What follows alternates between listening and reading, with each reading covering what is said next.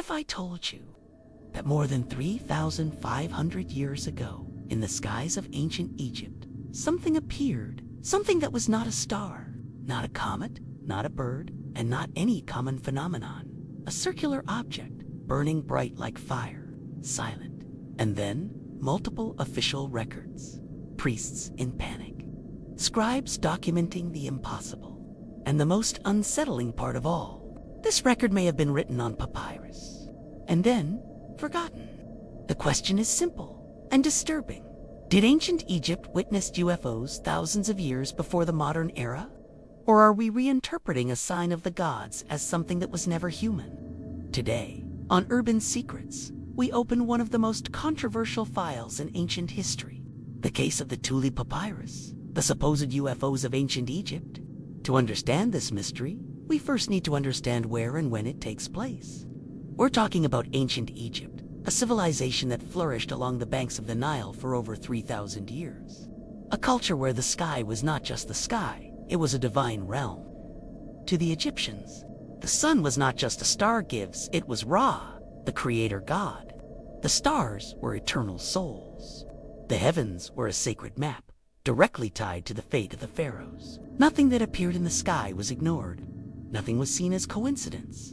Priest astronomers watched the heavens every night. They recorded eclipses, alignments, wandering stars. Everything was written down with extreme care, because misinterpreting a celestial sign could mean the fall of a rain. It is within this deeply symbolic, religious, and observational context that a mysterious document emerges, known today as the Tulli Papyrus, a text that, according to some researchers, describes something that does not fit any known natural phenomenon of the time. The name Tulli Papyrus doesn't come from a pharaoh, nor from a temple. It comes from a modern man, Alberto Tulli, director of the Egyptian section of the Vatican Museum in the 1930s. According to accounts, Tulli gained access to an ancient papyrus he could not afford to buy, but he copied its contents by hand. That copy would become the only evidence of the original text, which is now lost.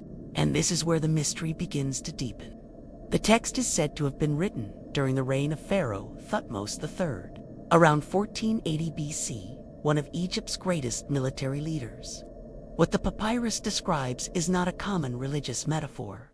It does not speak of a god in human form. It does not mention sacred animals. It speaks of something in the sky. According to the translation attributed to the text, the scribes recorded in the year 22, in the 3rd month of winter, at the 6th hour of the day, the scribes of the House of Life observed a circle of fire coming from the sky. A circle of fire, not a shooting star, not a torch, not the solar disk. The text goes on to say that the object made no sound, shone with intense brightness, moved slowly. Days later, other circles of fire reportedly appeared, not just one, but many. The papyrus states that they increased in number, illuminated the sky, were seen across all of Egypt, and then something even stranger happens. The pharaoh is informed. Thutmose III orders incense to be burned to calm the gods. The events are officially recorded, and after some time, the objects disappear. No explanation, no continuation, only the record and silence. Divine sign or unknown technology. This is where the mystery splits into two dangerous paths. For traditional Egyptologists, the account could be a rare astronomical phenomenon, a misunderstood meteor, a religious symbol exaggerated by the language of the time, but these explanations have problems. Meteors don't remain visible for days. Comets don't appear in multiple, circular formations. Natural phenomena usually make noise or leave trails. And more importantly, the Egyptians knew the sky. They already observed Venus, Mars, eclipses, and wandering stars. So why record this event in such a different way? That's why alternative researchers raise another possibility. What if the Egyptian scribes were describing something they simply had no vocabulary to explain? Something that was not divine, not natural, and not human. The problem of the lost papyrus. But before we accept any conclusion, there is one crucial detail that keeps this case wrapped in controversy. The original papyrus has never been found. All that exists is the transcription attributed to Alberto Tulli, Later translations made by third parties. No photograph of the original. This raises serious doubts. Was it a misinterpretation? A translation error? Or even a modern hoax? Or was the original document simply conveniently forgotten because it challenges the official narrative of history? The Tulli Papyrus remains one of the strangest records ever associated with ancient Egypt. A text that, even without physical proof, continues to haunt researchers, ufologists, and historians. And the question still echoes. Did the gods descend from the heavens? Or did something come from much farther away? Up to this point, the Tulli Papyrus seems like just an isolated record, a strange event, an ancient mystery. But the real shock comes when we begin to compare this account with modern UFO cases, because suddenly, the past starts to sound dangerously familiar. Circular objects, intense brightness, silent movement, multiple appearances, official witnesses, authorities involved, attempts at religious or scientific explanations. This doesn't sound like ancient Egypt. It sounds like the 21st century. Modern military pilots describe objects almost identical to the circles of fire mentioned in the papyrus. No wings, no visible propulsion, capable of hovering in midair, disappearing without leaving a trace. And now comes the most unsettling question of all. Why does a phenomenon described 3,500 years ago look almost identical to reports today? If it were just a meteor, it would have happened once. If it were a comet, it would have been identified later. If it were a myth, it wouldn't share so many objective parallels.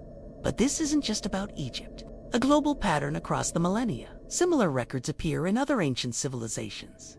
In ancient Rome, chroniclers wrote about flaming shields crossing the sky. In China, imperial texts describe flying pearls observed for weeks. In India, ancient writings speak of Vimanas, celestial vehicles used by the gods. Cultures that never had contact with one another, describing objects that are disturbingly similar. This raises an uncomfortable possibility. What if the phenomena never stopped? What if we only changed the way we interpret it? For the Egyptians, they were signs from the gods. For us, they're UFOs, UAPs, unknown technology. But maybe the name doesn't matter. What if Egypt wasn't worshiping gods, but visitors? This is the most controversial and most dangerous theory. Some researchers suggest that the Egyptian gods descended from the sky, possessed advanced knowledge, taught agriculture, architecture, and astronomy, and then disappeared. Pharaohs were not just kings, they were intermediaries between heaven and earth. The pyramids aligned with specific stars. The temples built according to celestial maps. The texts filled with references to a return to the sky. What if none of this was just symbolic? What if the Tulli Papyrus captured a rare moment when myth turned into direct record? A moment when something appeared and there was no way to hide it. Silence is the answer, but then, just as it appears, the phenomenon disappears. No similar records in later Egyptian texts. No detailed explanation. No conclusion. Only silence. That same pattern repeats today. Cases investigated and archived. Incomplete reports. Cut videos. Vague answers. As if the phenomenon can be observed, but never fully understood. Or maybe, never fully allowed. Closing what really fell from the sky. Maybe the Tulli Papyrus is just a mistranslation. Maybe it's an exaggerated myth. Maybe the papyrus never existed the way we believe it did. But even so, the account is still there. The pattern repeats itself. The questions remain. Because if the Egyptians, masters of celestial observation, recorded something they couldn't explain, what makes us so sure we're understanding everything correctly today? Maybe the skies have always been watched. Maybe we were never alone. Or maybe, the most terrifying possibility of all is this. They're not arriving now. They've always been here. If this mystery made you question everything you thought you knew about the past, then you're already part of Urban Secrets. Subscribe to the channel, turn on notifications, because every legend hides a fragment of the truth, and some secrets prefer to stay buried in the sands of time. See you in the next episode. Until then, look to the sky.